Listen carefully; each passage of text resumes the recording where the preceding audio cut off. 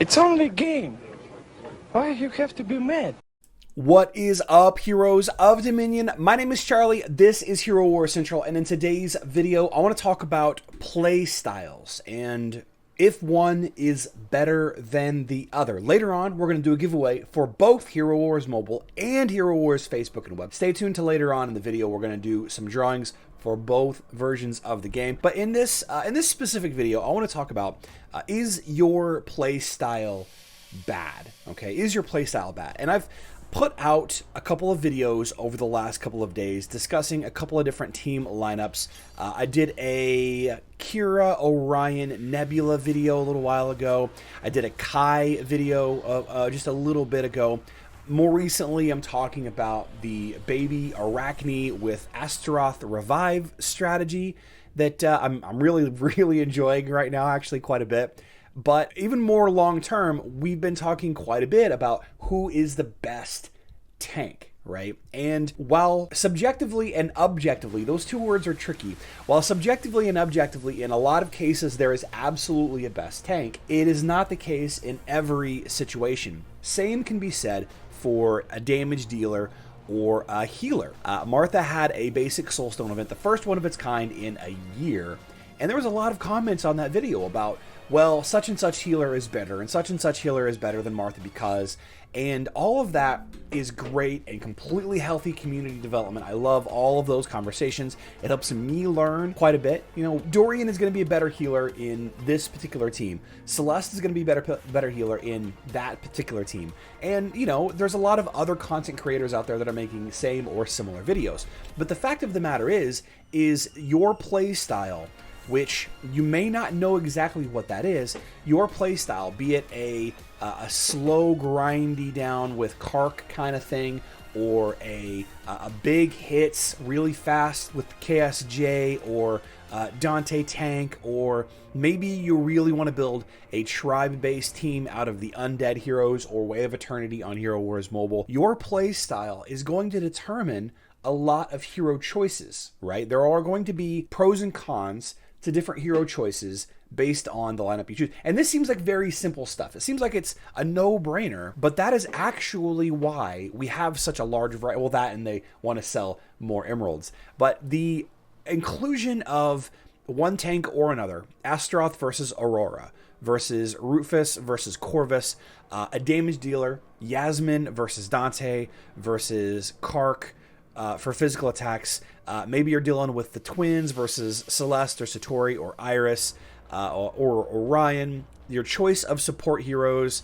All of these discussions, right? Nobody's wrong. Nobody is wrong. You can be right in a specific lineup against other defending teams. Let's take some examples if we can. Let's talk about Clown T here. Okay, so Clown T is running a physical attack team with Cornelius. Now, there's a couple things that I could say here. This is a highly physical attack based team, okay? Ching Mao, Kira, and Cornelius's big hit are all physical attacks, okay? So the best tank for this situation could theoretically be Aurora, since Aurora does a lot of dodging, and the magic damage that the enemy Celeste is going to put out, potentially Aurora can absorb and toss back at her face. The enemy has an Astaroth, so maybe the best support hero for me would be a Morgan to counter that res. There aren't really any debuffs that we have to worry about a lot. Sure, Ching Mao has a blind, and Celeste has her, you know, her cursed flame, and Cornelius has his curse. So Sebastian would be helpful, but Sebastian is less important in this lineup than others. So you could argue that Sebastian on Facebook and Web is absolutely the best hero in the game, meta-defining or whatever you want to call it, but you still wouldn't use him every fight. Maybe he has other benefits for your team. Maybe you're a critical hit based team and you bring him for the pure damage bonus, not for the ability to remove the debuffs. In that instance, you would bring him in every team. Like, for example, if I were using a, Kira, let's do a Yasmin team actually instead. If I was doing like a Yasmin, Sebastian, Jet, I don't know, maybe something along these lines. I don't know. Then Sebastian would boost the damage output of my Yasmin's critical hits, right? In that instance, he's not just being brought along for the debuff protection, Or maybe I'm bringing Zhu. You know, Zhu as a strength hero has classically lower physical attack, but, you know, with the additional pure damage that Sebastian tacks onto his critical hits, could be beneficial. Could be beneficial. But maybe I didn't level up Astaroth. Maybe my favorite tank is, I don't know, Galahad, for example. Let's use Galahad. If maybe Galahad is our favorite tank. Galahad isn't necessarily a bad choice here, right? You do have a lot of physical attacking heroes that attacks a large port of your team, so you do need some kind of defensive lineup behind him. He doesn't really protect your team that much. He doesn't have an armor artifact is what I mean to say. So in this instance, you might make different supporting hero decisions. You might make different damage dealer decisions. You know, probably is the case that if Galahad is your favorite tank, then you have him leveled up the most. And depending on who your favorite damage dealer is, maybe your favorite damage dealer is Artemis, then maybe these are the two heroes that you have leveled up the most. That actually makes the most sense to stick with, right? The most leveled up heroes that you have, regardless of the enemy team, right? And then from there, you know, you can make different decisions based on how much variety of of heroes on your account that you have. Do you have multiple healer choices? Martha, Dorian, Celeste. Do you have multiple support choices? If this was a mage-heavy team, let's see if there's a mage-heavy team that we can look at here. Here's a mage-heavy team right here. Maya, Celeste, and Jorgen. All of these are going to be doing magic or pure damage. All of these are going to be hitting multiple heroes at a time. In this instance, on Facebook and web, Isaac is possibly the best choice for support.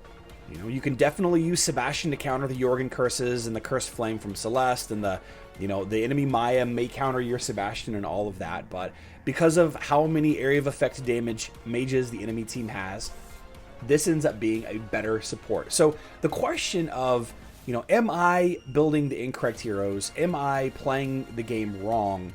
Is impossible to answer because everyone's playstyle is going to be different. I like a little bit more slow, methodical control playstyle, all right? Some players like really fast kills, really quick damage, the KSJ lineup or the Daredevil teams, or, you know, the Orion lineups, Satori lineups, really fast kills like that. Some people like more offensive tanks. Some people like more defensive tanks. Some people like teams that don't require a healer. Some people love teams that you have to have one or two healers because their damage dealers and their tank is so squishy. If you have a tank, a damage dealer, and a healer, there's a good chance that you are not playing the game wrong. You just have a different play style than the next person. Okay, so consider that the next time you're in a forum and somebody tells you that you're wrong for leveling up Galahad, Artemis, and Isaac. Now, as promised, we're going to pick two comments, one from a Facebook and web video. This one is 42 comments on this video. How you enter my Facebook and web specific sweepstakes is you be a Facebook and web player. You leave comments on my Facebook and web videos. We choose a comment at random. Hero Wars battles. Congratulations. Thanks, he says. Get a hold of me on Discord or Facebook Messenger. How to win the Hero Wars mobile contest? Same situation. Be a Hero Wars mobile player. Leave comments on my mobile-specific videos. Only 30 comments on this one. Steve Waterfield, very interesting. Thanks, Charlie. If you want to continue this discussion a little bit more specifically, I have a video on screen now where we discuss why or why not critical hit teams are good or bad compared to armor penetration teams. If you haven't built a physical attacking team yet, maybe you're considering it, maybe you're in the middle of building one, I really suggest you give it a watch. It will extend the conversation that we have going on right now. I love you all. Good luck in Dominion.